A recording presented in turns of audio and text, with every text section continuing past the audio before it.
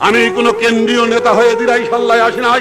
এই দিরাইশাল্লার বাজারের এই গলি থেকে আমি যখন কিশোর, আপনারা তিলে তিলে তিলে তিলে আমাকে তৈরি করেছেন।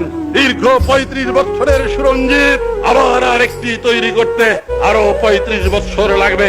আমি জানি না আপনার এই সুরঞ্জিতকে তৈরি করে যে গাছ তৈরি করেছিলেন, এই গাছ যখন ফল ধরেছে, ফল যখন পেকেছে, আওয়ামী লীগ যখন ক্ষমতায় যাবে, আপনার প্রতিনিধি যখন সরকারে গিয়ে এলাকাকে উন্নয়ন করবে, কেন কোন অপরাধে আপনি সেই গাছ কেটে ফেলেছেন সে বিচার আপনারা করবেন।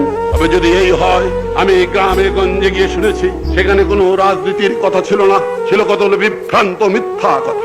এ কথাগুলো কি?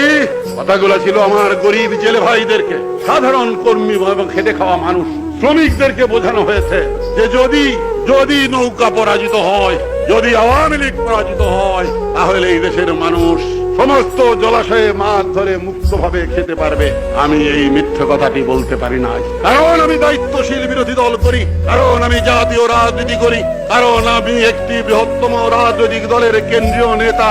সুতরাং আমি জানি সরকার আছে, আইন আছে, নিয়ম আছে। আজকে নির্বাচন হয়েছে, আজকে আমাদের সরকারের বয়স হয়েছে 13 দিন, আজকে আপনাদের প্রতিনিধিত্ব হয়েছে। ওই আপনারা কি মুক্ত মনে যার বিলে গিয়ে মাছ ধরতে পারেন? পারেন না, পারতে পারেন না। দেশের প্রচলিত আইন এটা হয় না, এটা হতে পারে না। বোঝানো হয়েছে গ্রামের নিরীহ কৃষকদেরকে, তাদেরকে বোঝানো হয়েছে কি? বোঝানো হয়েছে যদি রঞ্জিত বাবু পরাজিত হয়, তাহলে দিরাইশাল্লায় চুরি হবে না, দরজা খুলে ঘুমাইবেন। আমি জিগাই, ও ভাইয়েরা, এখন তো সুরঞ্জিত নাই, আওয়ামী লীগের প্রতিনিধিত্ব নাই, আওয়ামী লীগের সরকার আছে, আমরা এখনো ক্ষমতা দেখাই নাই। হ্যাঁ, কোন দরজা খুলে ঘুমাইতে পারেন? আমি যা খবর পাই, এক দরজা লাগাইয়া কুল পায় না মানুষ, ডাবল দরজার কথা চিন্তা করতেছে। হ্যাঁ, তাইলে ঘটনা তা না, খুব তাড়াতাড়ি